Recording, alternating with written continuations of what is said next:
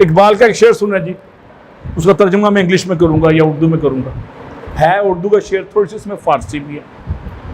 ندرت فکر دوسری ڈائمینشن ہے سوچ میں تبدیلی کی، جو آپ کی زندگی میں آئے گی تو زندگی اوپر اٹھنی شروع ہو جائے گی. اور اقبال ایک شعر میں کہتے ہیں ندرت فکر و عمل کیا شے ہے ذوق انقلاب. انقلاب کی بنیاد سوچ اور عمل میں تبدیلی ہے. انقلاب کی بنیاد یہ ہے. میں جب UET میں پروفیسر لگا، اسکول آف بزنس بنایا، تو میں نے وائس چانسلر سے کہا مجھے گیو می فری ہینڈ، میں نیا ایکسپیریمنٹ کروں گا. اور میں نے اتنے انوویٹو تجربے کیے کہ اسکول آف بزنس ایسے اٹھا اور لمس کے بعد نمبر 2 ہو گیا لاہور میں 4 سالوں میں. میں نے انوویٹو تجربے کیے تھے. ندرت فکر و عمل کا سے میں ذوق انقلاب لے کے آیا تھا اقبال کے بقول. اور ندرت فکر و عمل کیا شے ہے؟ ملت کا شباب، قوموں کو جوانی آ جاتی ہے. ابھی FBR میں جو ٹیکس کلیکشن ایجنسی ہے، انہوں نے پھر 2 سال پہلے ٹیکنالوجی کی انٹرونشن کی تو ٹیکس کلیکشن 35% بڑھ گئی 2 سالوں میں، صرف انوویٹو آئیڈیاز سے اور انوویٹو عمل سے. FBR نے ایسے اپنے ٹارگٹ اچیو کرنے لگتے. تو جہاں انوویشن ہوتا ہے وہاں پہ ذوق انقلاب ہوتا ہے، قوموں کو جوانی آ جاتی ہے. پاکستان آج 75 سال قوموں کی زندگی میں کچھ بھی سال نہیں ہے. 75 سال میں ہم بڑھاپے پہ کیوں پہنچ گئے ہیں؟ انوویشن آنے نہیں دیا. ٹیچنگ میتھڈ میں امریکہ میں نے 8 سال پڑھا اور پڑھایا، 9 سال بلکہ، اور 5 یونیورسٹیوں میں پڑھایا. وہاں روایتی لیکچرنگ ختم ہو گئی ہے، ٹیسٹنگ بھی ختم ہو چکی ہے. یہ روایتی ایگزام لینا، ایسے انوویٹو ٹیسٹنگ طریقے ہیں جس میں میموری ٹیسٹ نہیں، کانسیپٹ ٹیسٹ ہے. میں پچھلے 28 سال سے پاکستان میں 4-5 یونیورسٹیوں میں پڑھا رہا ہوں. میں نے open book open notes exam کر دیے ہوئے ہیں، ایون اوپن انٹرنیٹ، اور 2 بندے مل کے ایگزام تیار دیں اکٹھے. کبھی سوچا یہ میں نے تجربہ پاکستان میں 1 مہینہ پہلے میں ایگزام دے دیتا ہوں، ٹیک ہوم ایگزام. یہ سارے تجربے میں نے پاکستان میں کیے، کامیاب رہے اور ایکوزیشن آف نالج میکسیمائز ہوئی. تو اب تعلیم میں، شعور میں، فراست میں، فہم میں، نشست و برخاست میں، ایون گھر کے کچن میں جب آپ انوویشن لاتے ہیں تو گیس کی سیونگ شروع ہو جاتی ہے، بجلی کی سیونگ شروع ہو جاتی ہے. اب اقبال کا شعر دوسرا سن لیں انوویشن پہ، جو ندرت فکر، جو سیکنڈ ڈائمینشن میں نے سوچ میں تبدیلی کی آپ کو بتائی ہے. اقبال کہتے ہیں کہ ندرت فکر و عمل سے سنگ خارا لالو ناب. سنگ خارا ہوتا ہے آرڈنری پیس آف اسٹون. کہتا ہے ordinary piece of stone is converted to the precious jewel because of innovation. کبھی ہوا ہے کہ پتھر بیٹھے بیٹھے نیلم بن جائے؟ یس، اگر انوویٹو آئیڈیاز ہیں تو نیلم بن جاتا ہے، ہیرے جواہرات میں منتقل ہو جاتا ہے. یہ جب دباؤ پڑتا ہے کوئلے پہ تو ہیرا نہیں بن جاتا. اور آرٹیفیشلی دباؤ ڈال کے انوویشن طریقے سے آرٹیفیشل ہیرے بننے شروع ہو گئے. اور آپ جب اپنی شخصیت پہ دباؤ ڈالیں گے، تراشے خراشیں گے، تو آپ کی شخصیت میں 4 چاند لگ جائیں گے، ہیرے کی طرح آپ بھی چمکنے لگ جائیں گے. تو میں اقبال کا دوسرا شعر پڑھ کے تیسری ڈائمینشن پہ آ جاتا ہوں کہ ندرت فکر و عمل سے سنگ خارا لالو ناب، اور ندرت فکر و عمل سے معجزات زندگی. انوویٹو تھنکنگ سے اور انوویٹو ڈیلیوری سے زندگی میں میریکل شروع ہو جاتے ہیں معجزے سے. آج سنگاپور چھوٹا سا جزیرہ ہے، پانی بھی امپورٹ کرتا ہے وہ اپنا، اور اسلام آباد سے چھوٹا رقبہ ہے اس کا، آبادی شیخوپورہ سے کم ہے. ایکسپورٹ پتہ کتنی ہے اس کی؟ $350 بلین. اور امریکہ نے اس کا ویزا فری کر دیا، جو مرضی ہے. امریکہ کہتے ہیں امریکہ بھی 3rd کلاس ہے، ہمارے پاس اتنے انوویٹو آئیڈیاز ہیں، وہ نمبر 1 اکانومی بن گئی اس ریجن میں. جاپان کو پیچھے چھوڑنے کی بات کر رہے ہیں، رقبہ اتنا تھوڑا سا. اور ایک 3rd ورلڈ کنٹری ملائیشیا نے جان چھڑائی تھی 1964 میں، اس کو آزاد کر دیا تھا کہ یہ نکمہ بچہ ہے، یہ معذور ہے، اسے جان چھڑاؤ. اور وہ آج ملائیشیا کو چھوڑ کے 25 سال میں انوویٹو آئیڈیاز. تو پاکستان کی بقا، پاکستان کی ترقی، آپ کی ترقی، آپ کی ذات کی ترقی، آپ کی خاندان کی ترقی صرف میموری ٹیسٹ کا نام نہیں ہے کہ چند فارمولے رٹ لیے لکھ دیا.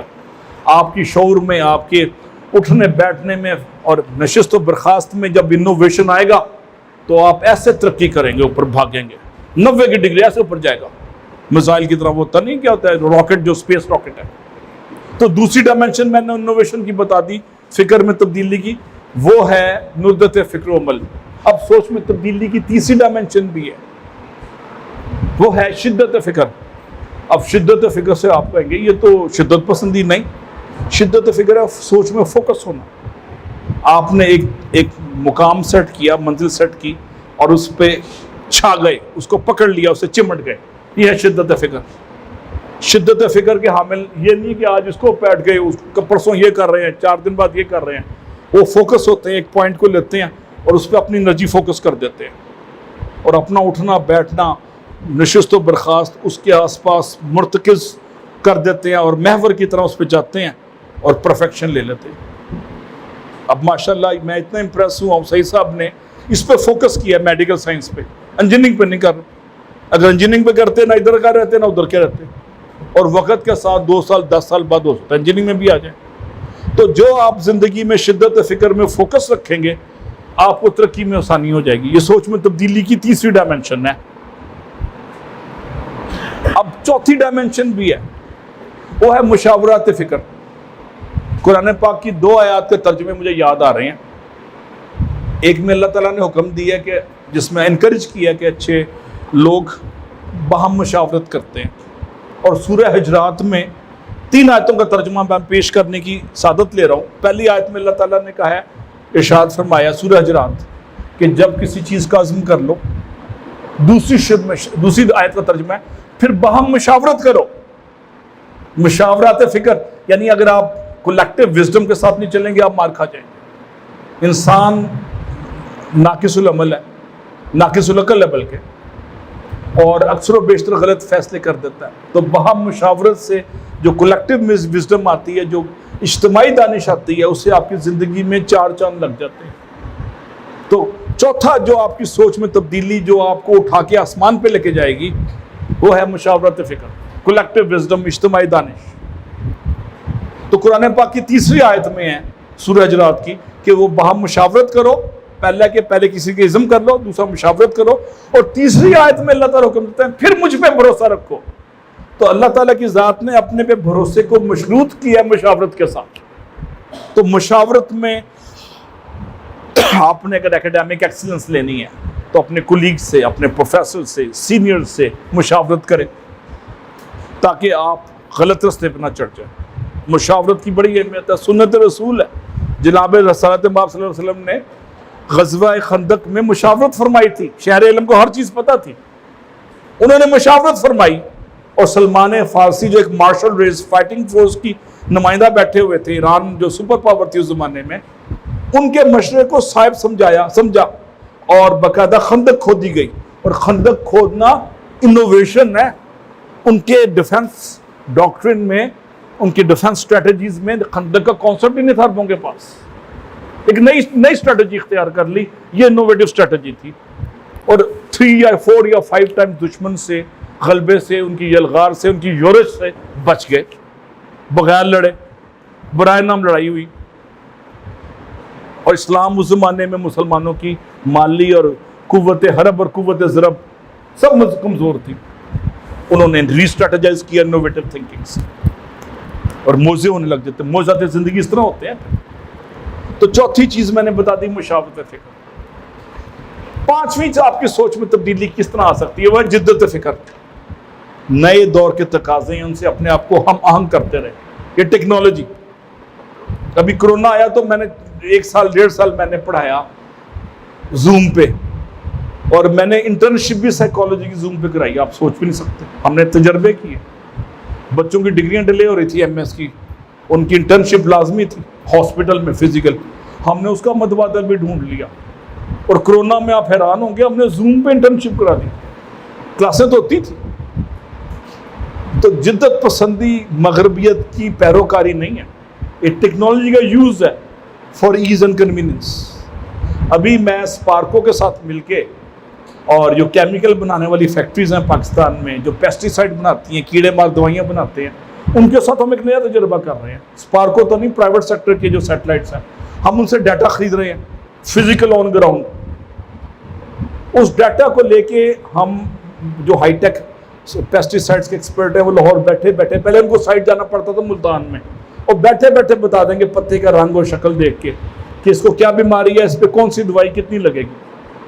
اب ان کے فزیکل وزٹ کم ہو گئے، اور امیزون کی طرح ڈائریکٹ وہاں دوائی چلی جائے گی، ڈیلر کمیشن ختم ہو گیا تو اس میں 50% رعایت مل جائے گی یوزر کو۔ یہ نئی ٹیکنالوجی سے، ہم نے جدت پسندی سے ہم یہ نئے تجربے کر رہے ہیں۔ میں اسلام آباد اور لاہور کے فرسٹ ڈیٹا میں ڈیل کرتا ہوں، تو میں نئے آئیڈیا دیتا رہتا ہوں۔ اور final war is war of idea, for one good idea you need to lot of idea. تو میرا آپ سے مشورہ یہی ہے کنکلوڈنگ ریمارکس میری اس پارٹ کے پہلے پارٹ کے. دوسرا پارٹ میں 5 منٹ اور لوں گا کہ لکیر کے فقیر اور روایتوں کے سیر نہ بنے. سٹیٹس کو چیلنج کرے, سوچ میں وسعت, ندرت, جدت اور شدت لے کے آئیں, اور آپ دیکھیں کہ آپ کے pass out of box thinking سے ایسے ایسے سلوشن آئیں گے کہ آپ حیران ہو جائیں گے. تدبر کریں, فکر کریں.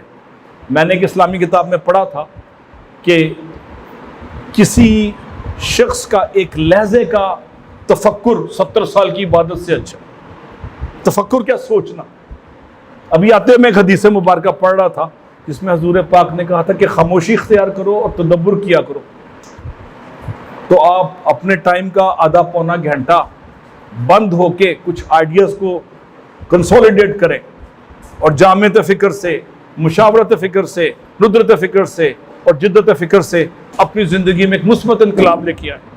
مثبت انقلاب امریکہ, آسٹریلیا, جاپان یا انڈیا سے نہیں آنا. وہ اسلام آباد کے کسی سیکٹری نے انجیکشن کے ذریعے نہیں دینا آپ کو. وہ آرمی کا کوئی بریگیڈیئر پریڈ کے ذریعے نہیں دے سکتا آپ کو. کوئی وائس چانسلر بھی نہیں دے سکتا. یہ شعور کی بیداری آپ کا اندرونی عمل ہے.